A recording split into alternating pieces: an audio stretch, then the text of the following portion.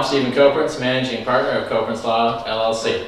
Today, I'm talking about the Kingdomware Supreme Court case, and specifically a shocking development that's taken place in that case.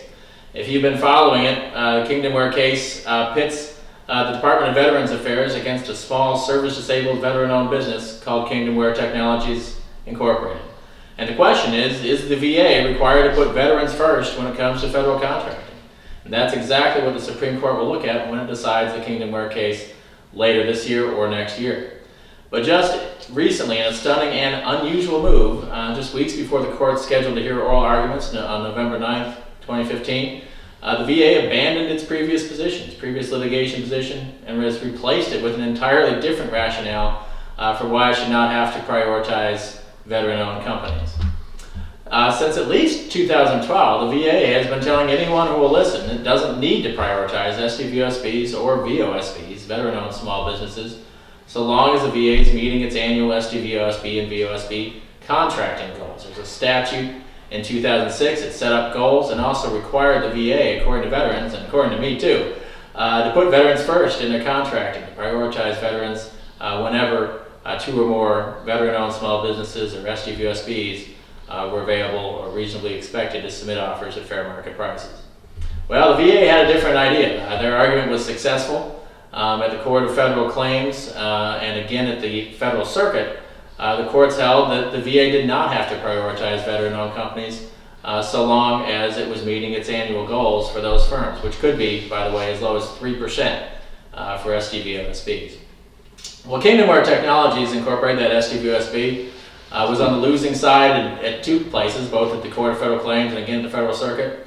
But it fought on, filed an appeal with the U.S. Supreme Court. The court doesn't take a whole lot of appeals. Most appeals that are filed with the U.S. Supreme Court are denied, but the court maybe saw some merit in this one, and it took the appeal earlier this year. So this October, under heavy attack from Kingdomware and various veterans groups that had filed briefs on Kingdomware's behalf, the VA abandoned its argument. The VA now admits, contrary to what it said at the Court of Federal Claims, contrary to what it said at the Federal Circuit, the VA now admits that the veterans' priorities, the veteran-owned business priorities, the SDVOSB priorities, and VOSB, that rule of two, those priorities in that 2006 statute apply regardless of whether the VA has met its contracting goals. So that's a stunning admission. They have gone back on the very rationale that won them the case twice at two lower courts. That doesn't mean the veteran-owned firms should celebrate, though. The VA did not concede defeat. It simply replaced its original argument with a new one.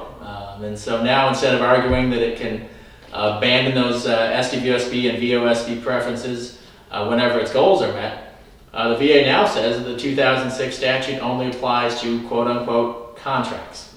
Contracts, and that is the word the statute uses. The VA narrowly defines that word. They say that orders under the Federal Supply Schedule, the GSA Schedule, Federal Supply Schedule, whatever you want to call it, aren't contracts.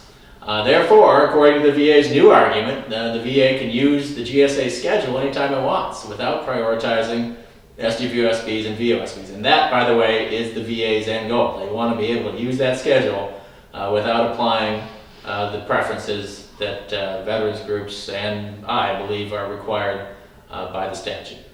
So what to make of the VA's new argument? Well, I think it's full of holes. For example, just take a look at the definition of contract in the FAR. Under the FAR 2.101, contract is very broadly defined. The FAR says a contract is a mutually binding legal relationship obligating the seller to furnish supplies or services and the buyer to pay for them. That's a contract under the FAR. It's not too far off from what the common law definition of a contract is for those of us who suffered through Contracts 101 in the first year of law school. And if that's not specific enough, the FAR definition, FAR 2.101, expressly includes orders. It says an order is a contract right there in the FAR. So in my view, the VA's last-minute switch in arguments, it has to be taken seriously. Kingdomware needs to fight this hard. The veterans groups need to fight this hard.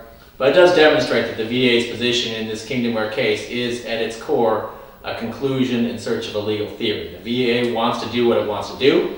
It wants to order those contracts, order goods and services off the schedule and avoid the preferences. and it is bound and determined to find a way to do that. Hopefully the court will see through the VA's new argument.